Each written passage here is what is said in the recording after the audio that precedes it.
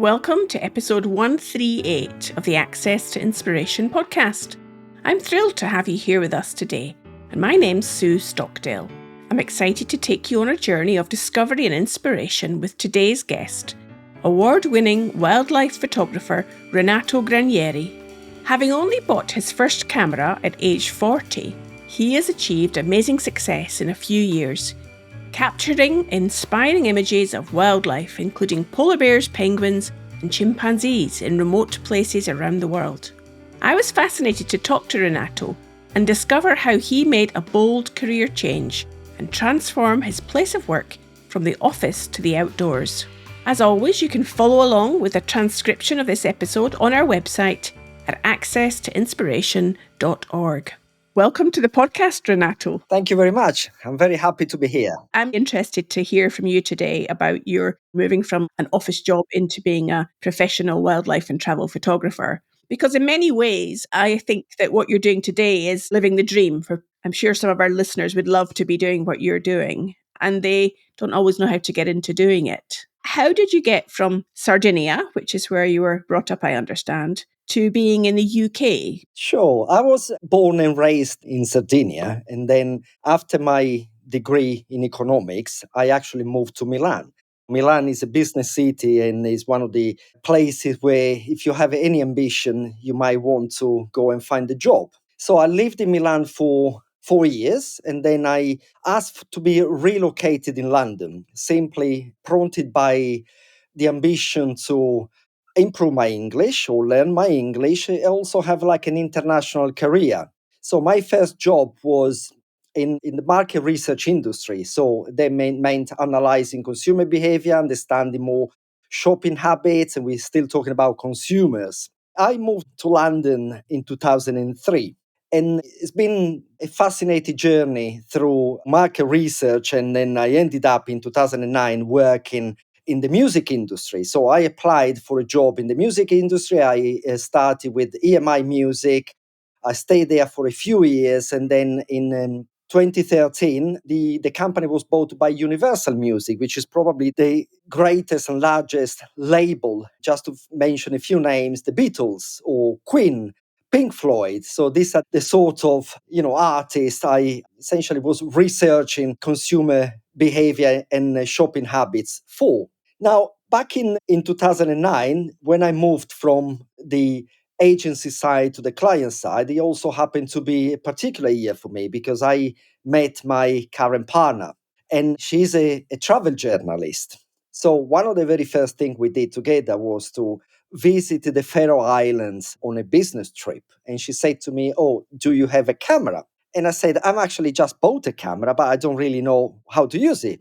And so I would say that was probably the milestone that got me into photography. So I started touching my first camera at the age of 40, just to give you an idea. So very late in life. It's been a very interesting journey. And probably visiting a colony of puffins was the turning point when I started getting very obsessive about wildlife and the natural environment. As a sort of progression, we started traveling together more and more and doing more the editorial stories until 2014, when I actually made a big jump and I decided to quit my office job and attempt a career into photography. I had the freedom at that time since I thought I have the money coming from my number of years working in the office, and now I'm going to have the time to practice as much as I can, and I just want to take some time off and see where this new path is going to take me to. I never went back to the office. 10 years later, today, I had the privilege to live the dream as most people would define what I actually do. The photography, of course, working as a freelancer, ups and downs constantly, but I will never look back with regret, or I will never regret what my bold decisions basically led me to. So what a fascinating way to get into your career now, Renato. And just as you reflect back on those first 40 years of your life, given that you hadn't owned a camera or been to the Faroe Islands, did you have a creative eye? Were you interested in conservation and the outdoors during those first 40 years? Or was this really a kind of epiphany that all of a sudden you were in a new world and a new environment? I think I got sucked in something quite unusual and very different from what I used to do. I mean, as I said, I didn't really know whether I had a creative side of my brain that was good enough to be able to do something different from numbers and stats and economics. So that is what I studied and was what I thought I was more inclined to. I think there are things that sometimes you don't really know. So the discovery of the ability to use that part of the brain was a big surprise. And I really go deeply into that. And it opened up a new range of opportunities. It opened up a new way of traveling and a new way of seeing things. No, I never been particularly interested into conservation as such. I've always been interested in traveling, but photography also changed my way of traveling. So the whole perspective about how do you travel to see things in a different way was a big question I had to ask myself. So coming from a more touristy perspective, so I like going to places with lots of archaeology and museums and architecture, to a place where I see nature as a source of more interesting side of the world I really want to explore more and more. I think photography was giving me a different purpose of traveling and traveling in a different way. So when you're traveling with that different type of mindset that you described, what's the story that you seek to tell through your photographs? So there is a long process of research in place.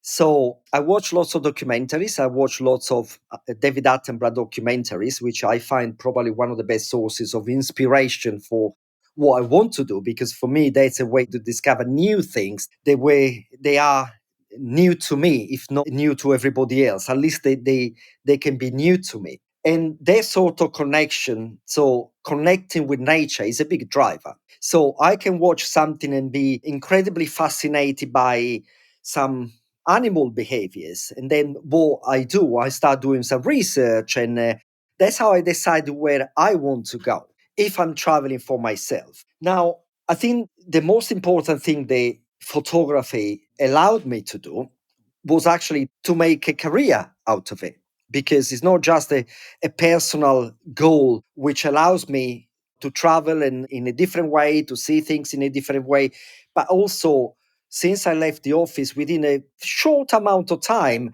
I started traveling and being paid for that. Most people who find as the dream life, you actually get paid to do something that you really like and change your life and change the way you see things. So I started working, doing a little bit of editorial work with my partner.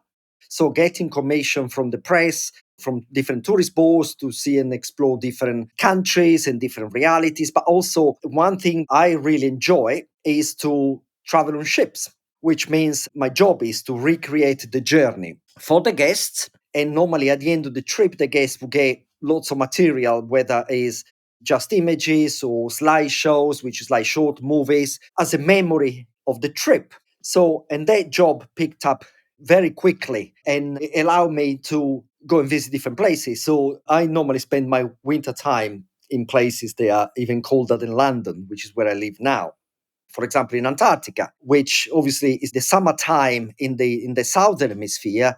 Temperatures, they normally are around 0 degrees Celsius. Even people keep telling me, why do you keep going there? It's so cold. And I explain, actually, summertime is not as cold as you might think. So from Antarctica to the Arctic, and I tend to visit very extreme environments between ice and cold and freezing temperatures to very dry environments. Like Antarctica is the coldest and driest desert on the planet. Paradoxically, deserts are not only very hot places. And also I tend to spend quite a lot of time in the jungle. So I'm just fascinated by shapes and forms and all different sorts of nature architecture and nature engineering places. So that what really drives me is the hunger for new places where they can offer me this, I don't know how to describe this, pleasure to my eyes and pleasure to my brain.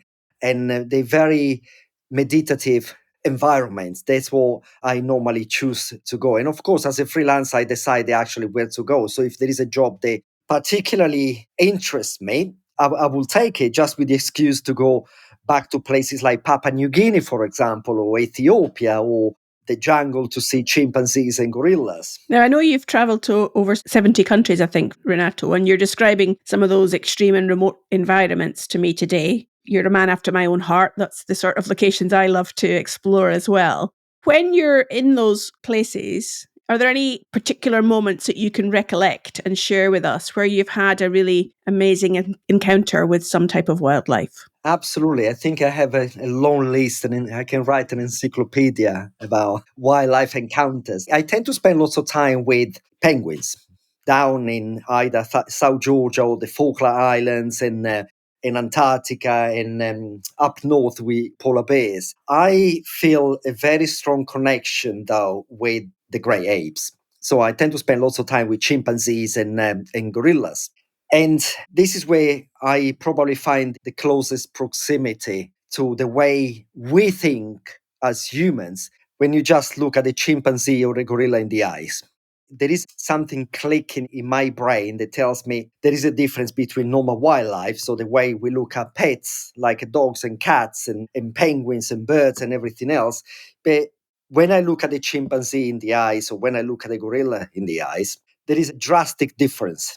So I look at them in exactly the same way they look at me. And I am fully conscious that what goes through my mind, the curiosity about them, precisely goes through their mind. So they look at me in exactly the same way, with the same level of curiosity, trying to understand what's going on in their head. And very often I manage to find myself being sort of aligned with what they think and in the way they see different things. I also do lots of work with rescued chimpanzees, and they gave me the opportunity to test their intelligence and test the way they perceive us as cousins in a way. I mean, we share over 98% of DNA, and particularly chimpanzees are the closest related animals in inverted commas that we can relate to. And the more time you spend with animals, the more you understand about their behavior and the more familiar you become with the way they think. One of the main things I really love about photography is not just put a nice series of images in my pockets, but the main thing, I see photography as a sort of facilitator to engage with wildlife, and not the other way around. So I don't engage with wildlife to take good pictures, but photography gives me the access to place myself in certain situations, in certain circumstances, in places where I can interact. And when I say no physical interaction, but more like mental interaction, observation with wildlife. And that is one of the things that I love the most about photography. So it's what facilitates for me is the access it gives me. Whether I do something for myself, which I also do. So I don't do it just for work. I do also for my mental sanity, for my mental meditation and mental health. I find incredibly rewarding to end up in the sort of circumstances. I really get that meditative sense that you're describing to me here. So if we were to come along with you observing the wildlife in order to get some way of capturing that experience with them, how do you go about it? Talk us through the process that you use. So, yeah, I think that's, again, probably the most interesting part of photography, because when I place myself a number of times in that situation when I really want to share my passion about what happens when you're in front of wildlife. First of all, there is a vision. So before I go to a place, I try to come out with a sort of wish list of things I really want to do. When I say wish list, I try to come out as close as possible or as much as possible with a number of potential scenarios.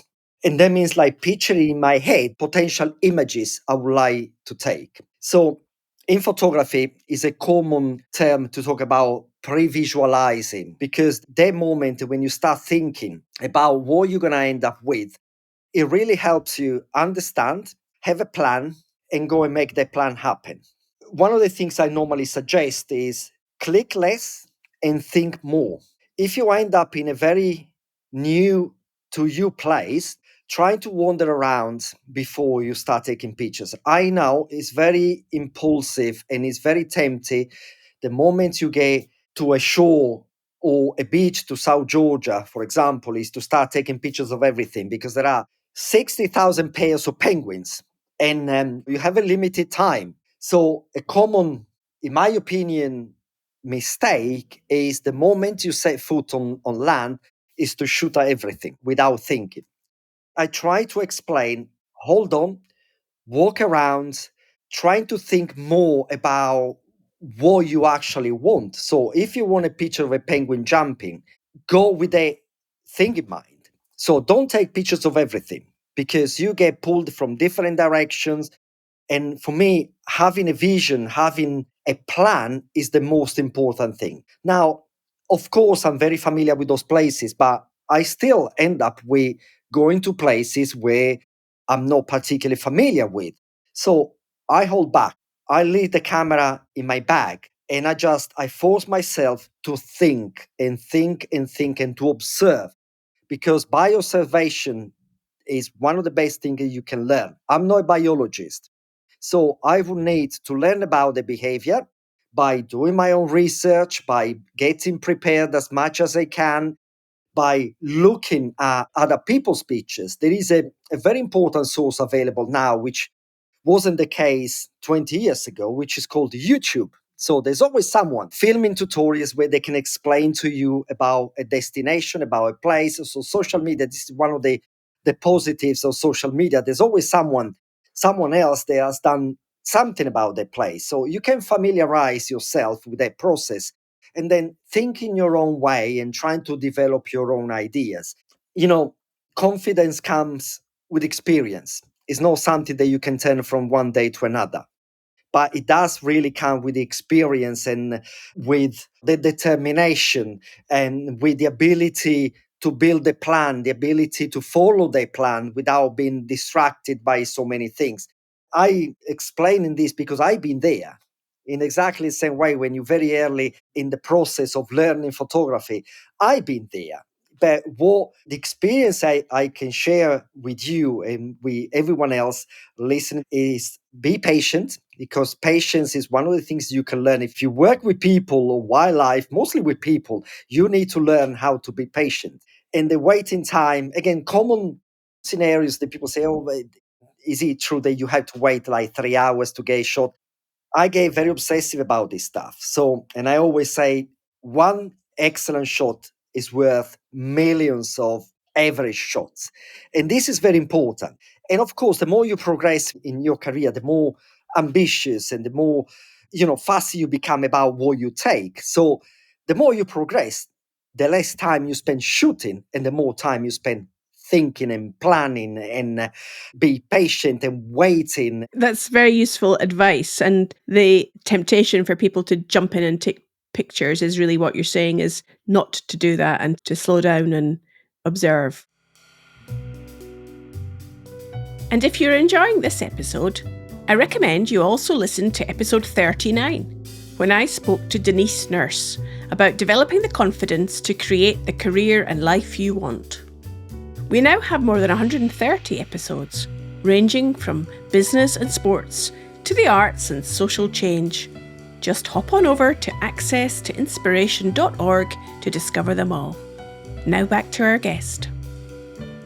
Have you ever been in a situation where it hasn't worked out, where you've been on a commission or a shoot and things haven't gone according to your plan and your vision? That's about life in general, right? So, Of course. yes, I mean, making plans is to have a goal. Not necessarily, and all the plans go according to plans. That's why we say that. So I think the best thing is not to get too obsessive about a specific image. So I do not go to a place and I have only one image in mind because they can also be a failure if they doesn't materialize. So what I tend to do, and my recommendation would be to come out with flexible plans or a number of images I want really to take from a particular destination. I mean, there are images that I have to say have been taking me years to achieve. Years. I'm not talking about hours or minutes. I'm talking about years, because for what I have in mind, there are a number of factors that need to fall together nicely to be able to materialize the idea. So what I do, I have ideas under my sleeve, and whenever different circumstances happen, then I can say, okay, I'm going to do this versus I'm going to do that. So have a plan that is made of lots of different ideas. My photography is driven by the reason why I'm photographing. So if I go on an editorial commission, I need to be quite close to the reality, because that's what the person that is commissioning the job wants. So it's about the destination, it's about people enjoying the destination. But when it comes to specifically wildlife or landscape, I can unleash my creative side, and I can make images that not necessarily is exactly what I see with my eye. And that means just simply by playing with the cameras, whether underexposing or making darker than what it is, or making brighter than what it is what we called like more artistic touch to an image. When that's the case, obviously the different factors need to fall into place to make that happen. So having a plan that is made of lots of different ideas, that will allow you, when the circumstances all fall together, to materialize exactly what I have in mind. And as I said, you keep learning. It's like a language. Photography is not something that, oh, I know how to do it. I know how to speak a language. No, because you need to constantly practice to improve, to train your eyes and to train your creativity. It's something that constantly evolves and is also driven by what stage in life you are and what the surroundings are. So there are lots of factors to keep in mind, and it's not just about the camera and the button you click and the features available to you. Now, you mentioned the word learning, Renato, and I know that many of your photographs have won awards over the years, which is a wonderful accolade. And listener, I do recommend it. You go and take a look at some of Renato's wonderful images that he has captured. So who inspires you, or how do you go about continually learning from others that are in the field, the same industry as you? Yes, that's a very important process of the keep learning. And one of the advices I'm always keen to share is expose yourself as much as you can to other photographers.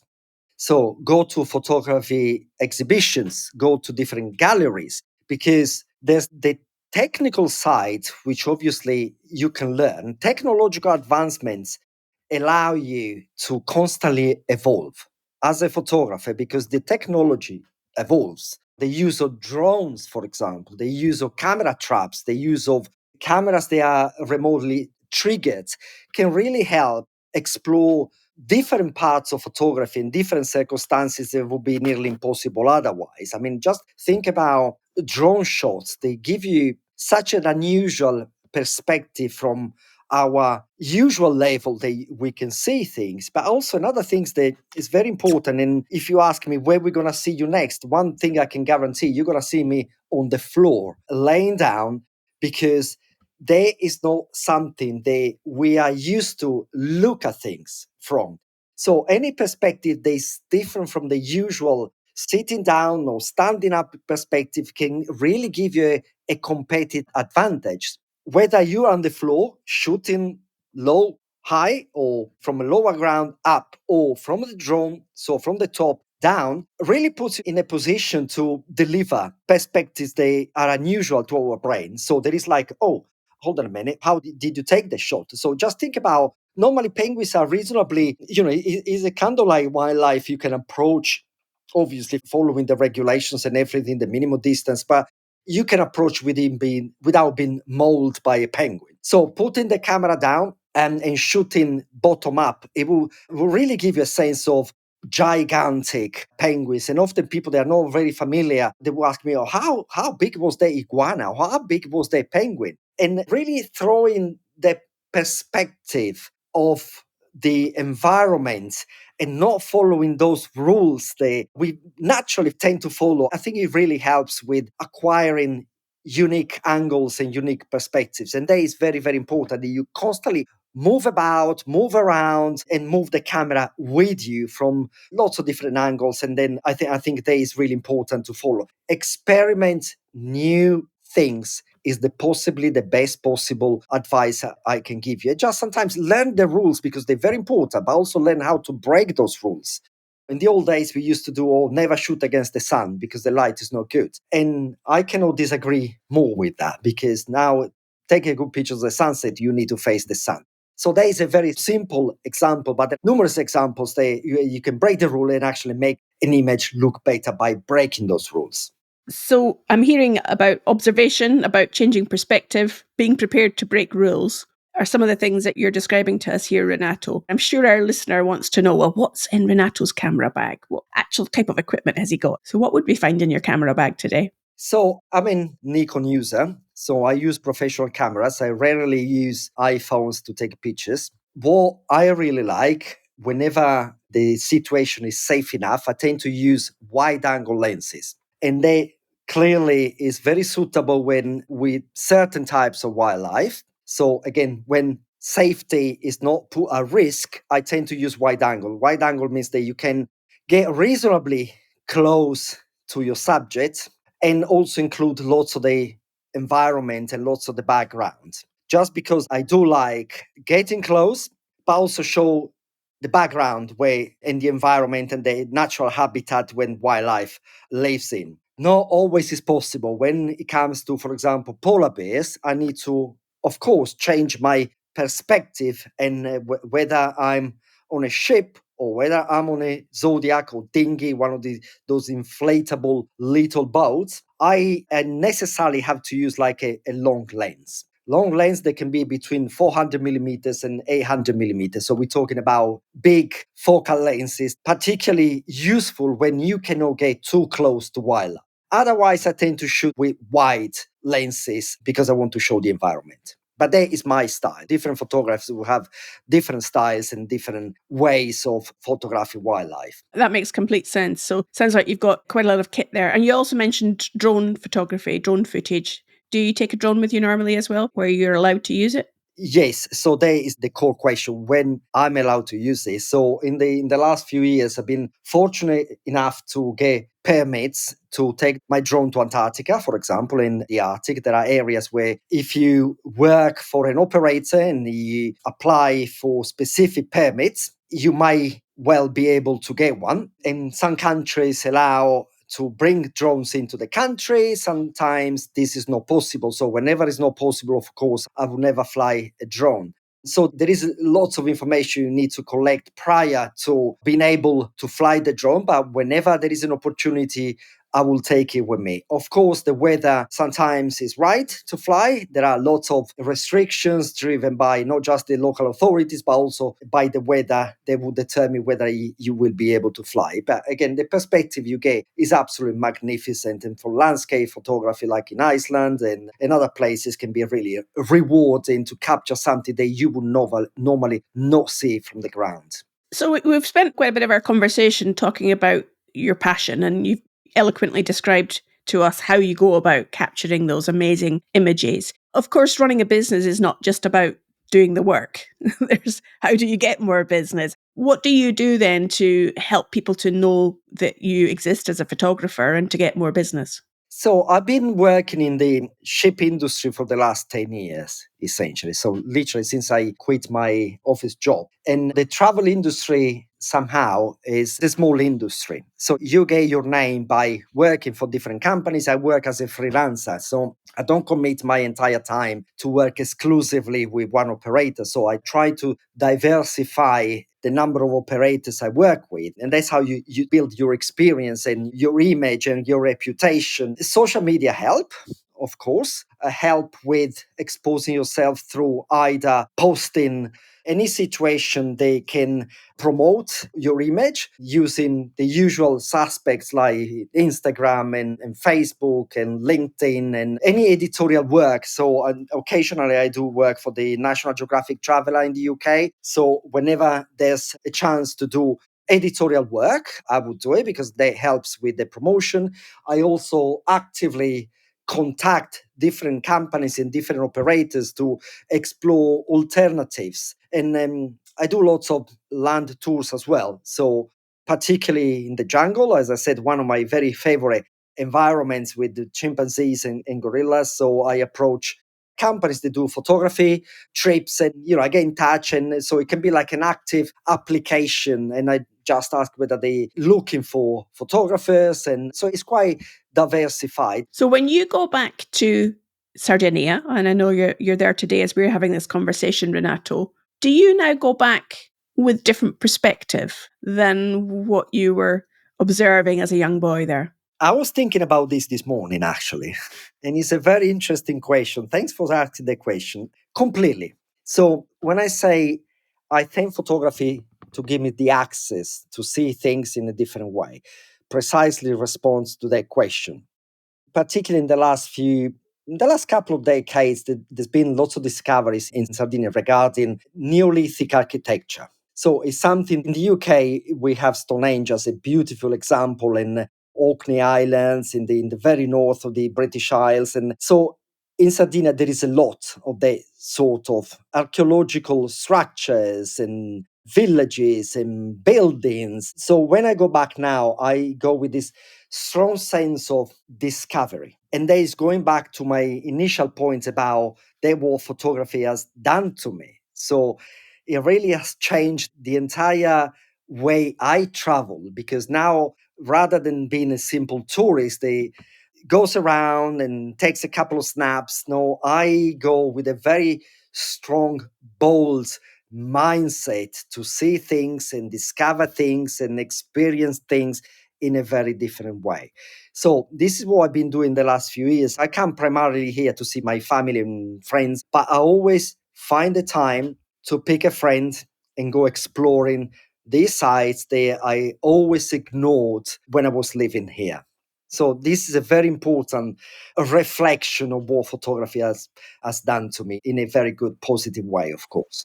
And finally, if you were going back to that young Renato, ambitious, sitting in Milan there, looking to have an international career, and you were going to give that young Renato some advice, knowing now where you are and what you've done, what advice would you give to that younger self? Don't waste your time in the office. I think there is a life outside that has much more value. And I think because of the connection I have today with nature and wildlife, and this sort of care to preserve what we have, the treasure, the forest, the environments we have, is something that can really enrich your life in a very different way. One of the most difficult things that I had to take into account when I made the bold decision to jump off the cliff was, how do I get along with living a safe environment and a certain salary at the end of the month to hit a road that can be a bumpy road, of course, because you don't have the salary coming through every month on a regular basis. And the answer I had was, in reality, much simpler than what I thought. This is something that you turn from a job into a lifestyle. So if you're prepared to live your life in a different way outside your comfort zone, there are a huge number of benefits. So focus on the benefits rather than focusing on what you're going to lose if you stop doing that. Focus on the benefits and having the freedom and having the ability and having the luxury to decide what to do today versus what to do in a month time. And it's really rewarding, and is filling your soul rather than filling your wallet. I think that is the fundamental difference. And of course, once you do well what you really love, money becomes sort of like secondary, because I managed to make a living. But when I quit, I said, if that doesn't work, I can always go back to my older job. And after 15 years of experience, I'm not going to struggle to find a position again. So rather than relying on the fear, I relied on the ambition to get on a new challenge and trying to crack that code to make it work. And if it doesn't work, I can always go back. Now, I never regret making that decision. And actually, I see myself further away from the situation of working in office. That doesn't mean that I don't spend enough hours in front of the computer, because obviously all the editing and the pitching to different clients, they're one of the probably transferable skills I still use. So giving presentations, lecturing on photography, which is what I also do. One of the things I do is I teach people how to take pictures, technical stuff, but even if what really can change the mindset is sharing my vision and help people with planning and having ideas, developing ideas how to take pictures rather than pressing a button. I think this is what my philosophy is all about, rather than getting too tight on these individual features of the cameras. Well, I think you've summarised wonderfully well there, Renato, your philosophy. I love what you had to say there. And if our listener wants to have a look at some of those amazing images and find out more about you and your work, how might they do that on the internet? Well, I have a website, which is www.renatogranieri, which is my first name and surname.com. As simple as that.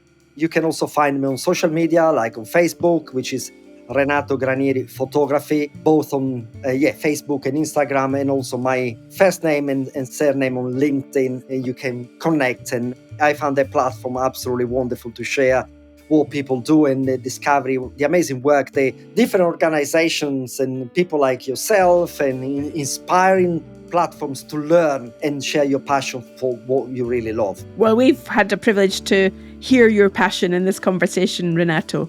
It's been fantastic. I wish you well on your next adventure. Where are you going next? I think I'm going to see the chimps next. I'm going to Sierra Leone, where I actually help a sanctuary to rescue and rehabilitate Western chimpanzees in West Africa. Well, we wish you well there, and it's been lovely to speak to you today. Thank you for your time. Thank you very much for having me.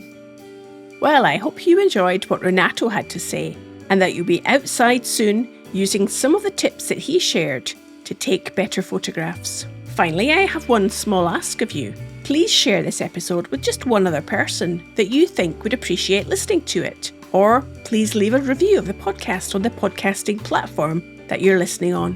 Your support can really help us to reach new listeners and continue changing the world one inspirational story at a time. Next week, my guest is Keith Sharp, Head of Coaching and Leadership Development at British Cycling, and I hope you can join us then.